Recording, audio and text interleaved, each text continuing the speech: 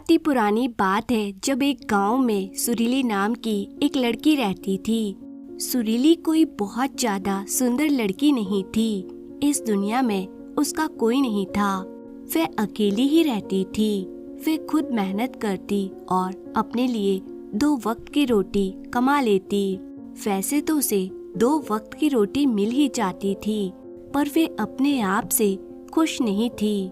उसे दुनिया में हर आदमी खुश नजर आता था। सभी लोग उसे खुशहाल दिखाई पड़ते थे। दूसरों का जीवन देखकर वे अपने आप को कोसती रहती थी और कहती, हे भगवान, तूने सबको खुशहाल बनाया है, सबको सुख दिया है और सबको सुंदर बनाया है, तो फिर मुझे क्यों नहीं? आखिर मैंने किया क्या है? मेरी गलती क्या थी? मुझे मालूम है कि तुम मुझसे कोई बदला ले रहे हो।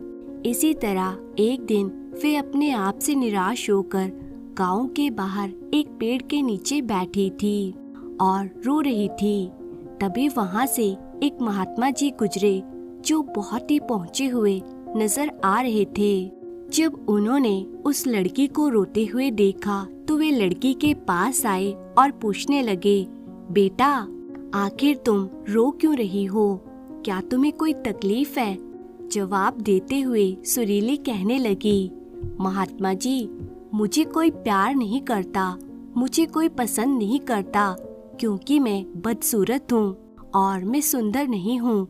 लोग मेरे रंग को लेकर मेरा मजाक उड़ाते हैं। मेरा कोई नहीं है, यहाँ तक कि मेरे पास तो धन भी नहीं है। दुनिया में हर किसी को हर चीज मिली है, हर कोई सुखी है, सब लोग अपना जीवन खुशहाली से बिता रहे हैं। सबके पास सब कुछ है, पर मेरे पास कुछ भी नहीं। आखिर मैंने ऐसा क्या किया है? मेरा कसूर क्या था? क्या मुझे खुश रहने का हक नहीं है? क्या मुझे अपनी जिंदगी खुशहाल जीने का भी हक नहीं है? महात्मा ने उस लड़की की बातें बड़े ही ध्यान से सुनी और फिर उसे कहने लगे, बेटा, अगर तुम मुझे उस आदमी से मिलवा दो जो अपने जीवन में पूरी तरह से सुखी है, तो मैं तुम्हें एक ऐसी चीज दूंगा जिससे तुम सुंदर और सुखी हो जाओगी। महात्मा जी के मुंह से ऐसी बात सुनकर वह लड़की बहुत ही खुश हुई और तुरंत कहने लगी, महात्मा जी, क्या सचमुच ऐसा हो सकता है? महात्मा बोले, हाँ बेटा, बिल्कुल हो सकता है। और फिर सुरीली बड़ी ही खुशी से कहने लगी, अगर सचमुच ये संभव है तो मैं एक ऐसे आदमी को जानती हूँ जो बहुत ही सुखी है। मैं अभी उसको यहाँ पर लेकर आती हूँ। इतना कहकर सुरीली दौड़ी दौड़ी अपने मालिक के पास जा पहुँची, जिसके पास वह काम किया करती थी। वह एक किसान था। उसने किसान से कहा कि आप मेरे साथ चलें, मुझे एक महात्मा जी मिले हैं, आप मेरे साथ चलिए, मैं आपको एक महात्मा जी से मिलवाना चाहती हूँ और उन्होंने मुझे कहा है कि अगर मैं उनके पास एक सुखी आदमी को लेकर जाऊंगी तो वह मुझे भी सुखी और सुंदर बना देंगे। किसान सुरीली की बात सुनकर दुखी हो गया और कहने लगा, भला मैं तुम्हें कहाँ से सुखी नजर आता हूँ? लड़की कहने लगी, आपके पास तो सब कुछ है, अच्छा खान पान है, रहने के लिए अच्छा मकान है, आपका अपना परिवार है और तो और आपके पास तो इतना धन भी है, तो फिर आप दुखी कैसे हो सकते हैं? किसान जवाब देते हुए कहने लगा, बेटा, मेरी फसल आजकल अच्छी नहीं हो रही, इसलिए मुझे अपनी फसल के अच्छे दाम भी नहीं मिल रहे। राजा को लगान भी देना पड़ता है और मेरे पास तो अब इतने पैसे भी नहीं बचे कि मैं अच्छे किस्म के बीज खरीद सकूं। इस बार तो बारिश में भी सारी फसल खराब हो चुकी है। अब तो मेरी हालत और भी ज्यादा खराब हो चुकी है। ऐसी हालत में मैं सुखी कैसे रह सकता हूँ? जाओ, तुम किसी और को ढूंढ लो जो सचमुच सुखी हो। तब लड़की ने पूछा, तो फिर आप ही मुझे बता दीजिए कि आपके हिसाब से सबसे ज्यादा सुखी कौन है? जिसे मैं अपने साथ ले जा सकूं।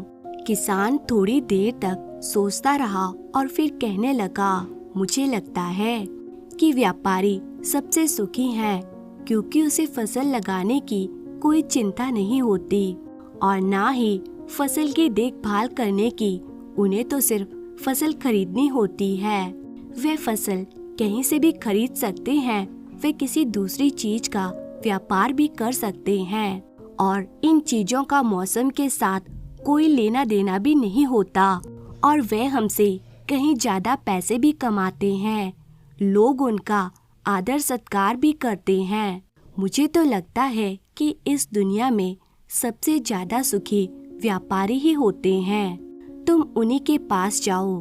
लड़की अपने मालिक की बात सुनकर दौड़ी दौड़ी एक व्यापारी के पास जा पहुंची और व्यापारी से कहने लगी, क्या आप मेरे साथ चल सकते हैं?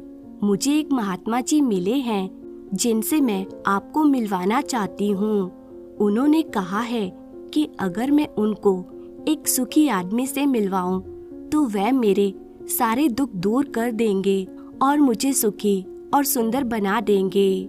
सुरीली की बात सुनकर वह व्यापारी दुखी स्वर में कहने लगा, बेटी, हमारे जीवन में सुख कहाँ है? हर तरफ दुख ही दुख है। चोर डाकू सबसे सावधान रहना पड़ता है। व्यापार में भी काफी घाटा चल रहा है और तो और राजा भी हमसे कर वसूल करता है। इन सभी वजहों से व्यापार करने में बड़ी ही मुश्किल आ रही है। हमें तो सुरक्षा भी पूरी नहीं मिलती। जीवन में हर समय कोई ना कोई डर लगा ही रहता है। मुझे तो लगता है कि इस संसार में मुझसे ज्यादा दुखी और कोई नहीं है। लड़की ये सुनकर हैरान हुई और बोली कि आपके पास तो सब कुछ है, इतना धन है, जमीन जायदाद है, रहने के लिए बड़ा घर है, खाने पीने की कोई कमी नहीं है। इन सब के बावजूद भी आप दुखी कैसे हुए? यह तो बहुत ही अजीब बात है। मुझे तो लगता था कि आप ही सबसे सुखी हैं। खैर, कोई बात नहीं। आप मुझे कोई ऐसा आदमी बता दीजिए जो आपके मुताबिक सबसे ज्यादा सुखी हो, ताकि मैं उस आदमी को महात्मा जी के पास ले जा सकूं। व्यापारी कुछ देर तक सोचता रहा और फिर बोला, मुझे तो लगता है कि राजा के अधिकारी यानी राज अधिकारी बहुत ही सुखी हैं, क्योंकि उनका संबंध सीधा राजा से होता है, क्योंकि उनके पास अधिकार होते हैं और वो धनवान भी होते हैं। वो चोर और डाकुओं से बिल्कुल भी नहीं डरते। वो तो हमसे भी धन वसूल कर लेते हैं और हमें भी उनके आदर में झुकना पड़ता है। सारे लोग उनका बहुत ही सत्कार करते हैं। मुझे तो लगता है कि उनके जीवन में कोई दुख नहीं होगा। वही लोग सबसे ज्यादा सुखी हैं। काश मैं भी राजा का एक अधिकारी होता तो मेरा जीवन भी बहुत ही सुख से बीतता। सुरीली कहने लगी, क्या आप किसी अधिकारी को जानते हैं? क्या आप मुझे उनसे मिलवा सकते हैं? मैं उनको अपने साथ ले जाऊंगी। अगर वे सबसे सुखी हुए तो महात्मा जी मुझे कोई ऐसी चीज देंगे जिससे मैं भी सुखी और सुंदर बन जाऊंगी। व्यापारी को सुरीली पर बड़ी ही दया आई और उसने उसे एक राज अधिकारी से मिलवा दिया जिसे वह जानता था। सुरीली अधिकारी से मिली और कहने लगी, क्या आप मेरे साथ चल सकते हैं? मुझे एक महात्मा जी मिले हैं। सुरीली ने सारी बात उस अधिकारी को बता दी। राज अधिकारी उसकी बात सुनने के बाद कहने लगा, तुम्हें किसने कह दिया कि मैं सबसे ज्यादा सुखी आदमी हूँ? मेरे जैसा दुखी इंसान तो इस पूरी दुनिया में कोई नहीं होगा, क्योंकि तुम्हें तो कुछ पता ही नहीं है कि हमारे ऊपर कितना दबाव होता है, हम पर कितनी जिम्मेवारियां होती है।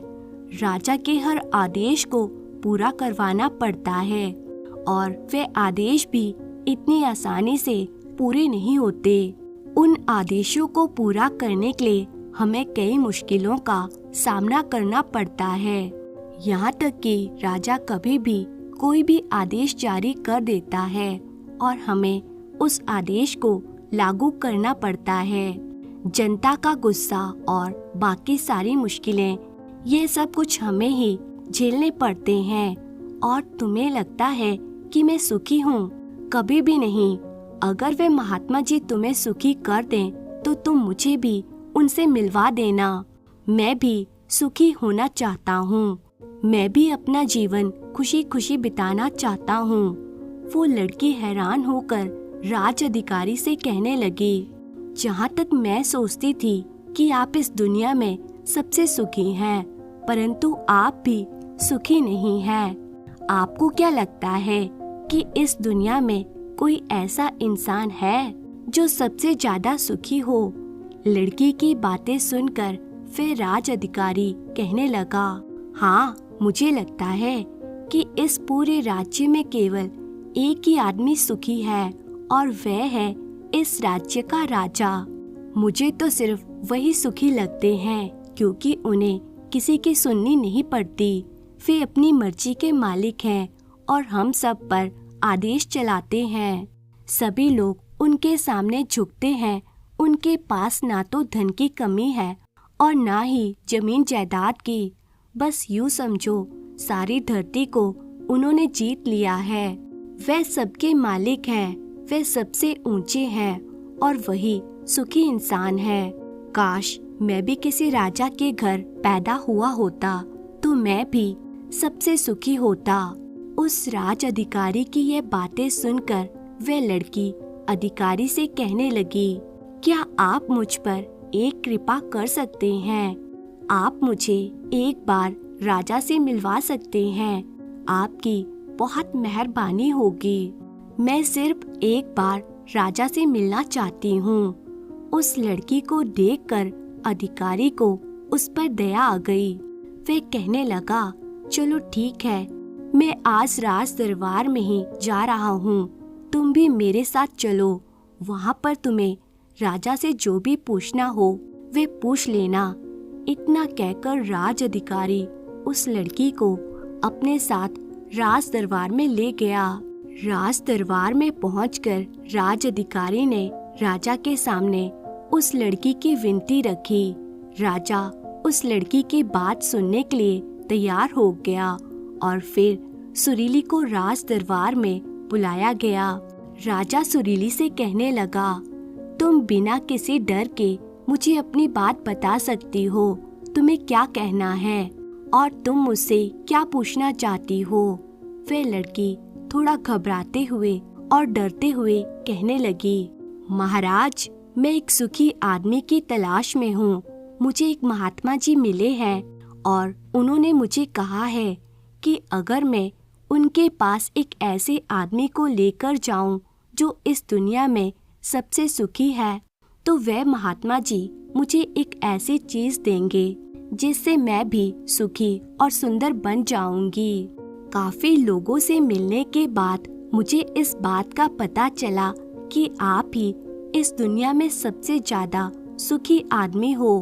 तो क्या आप मेरे साथ उन महात्मा जी को मिलने चलेंगे? आपका मुझ पर बहुत ही उपकार होगा। राजा ने उस लड़की की बात बड़े ही ध्यान से सुनी और फिर जोर से ठहाका लगाकर हंसते हुए कहने लगा, अच्छा, तो जैसा सबको लगता है तुम्हें भी यही लगता है कि मैं इस दुनिया का सबसे ज्यादा सुखी आदमी हूँ। परंतु अगर कोई मुझसे पूछे कि इस दुनिया का सबसे दुखी आदमी कौन है, तो मैं कहूँगा कि वह मैं ही हूँ। बेटा, मेरे पास नींद नहीं है, मेरे पास आराम नहीं है, मैं ठीक ढंग से सो भी नहीं सकता। मेरी सुरक्षा में लगे अंग रक्षक हमेशा मेरे आस पास रहते हैं। उनके बिना मैं कहीं जा भी नहीं सकता। जैसे कोई आवाज आती है मेरी नींद टूट जाती है। हमेशा एक ही डर बना रहता है क्योंकि मेरे दुश्मन मेरे ही घर में है। मुझे यह भी नहीं मालूम कि कौन कहाँ मुझ पर वार कर सकता है। यहाँ पर राज दरबार में बैठे हुए सभी लोगों के बीच पता नहीं कौन मेरा दुश्मन है। यहाँ पर बैठा हुआ हर आदमी मेरे ही दरबार का है, परंतु मुझे हर किसी पर शक करना पड़ता है। हर सांस मुझे भारी लगती है। इतने बड़े राज्य की जिम्मेदारी निभाना कोई आसान बात नहीं है।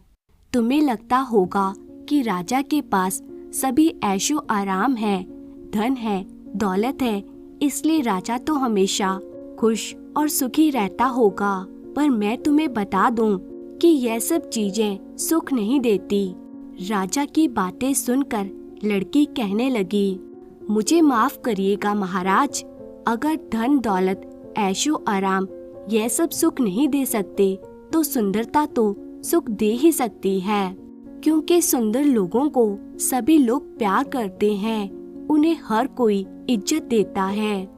राजा ने मुस्कुराकर जवाब दिया, बेटा, अक्सर मैंने देखा है कि जो लोग चेहरे से सुंदर होते हैं वे दिल के साफ नहीं होते।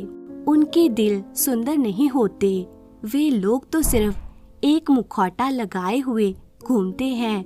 वे दूसरों को देखते हैं कि वे कितने सुंदर हैं, परंतु समय सबकी सुंदरता छीन लेता है। यानी चेहरे की सुंदरता समय बीतने के साथ साथ खत्म हो जाती है। असली सुंदरता तो मनुष्य के मन में होती है। जो मन से सुंदर है वही हमेशा सुंदर रहता है। तब लड़की कहने लगी, महाराज, आप ही बताइए कि आपके अनुसार इस संसार में सबसे ज्यादा सुखी और सुंदर कौन है। राजा हंसते हुए कहने लगा, मेरे अनुसार तो वो गरीब आदमी जो 2 वक्त की रोटी कमा लेता है, जिसे कोई चिंता नहीं, कोई बंधन नहीं, जो कहीं पर भी घूम सकता है, जिसे कुछ भी लुट जाने का डर नहीं है, जिसे रात को नींद अच्छी आती है, उसी को मैं सबसे ज्यादा सुखी समझता हूँ। और मैंने तुम्हें देखा है कि तुम ही सबसे ज्यादा सुखी हो। तुम्हारे पास नींद है, अच्छा दिल है, चारों तरफ खुली हुई राहें हैं। तुम अपनी मर्जी से कहीं भी आ जा सकती हो। तुम्हें कोई डर नहीं, कोई साजिश नहीं है, कोई चिंता नहीं है, सिर्फ जीवन है, खुला जीवन।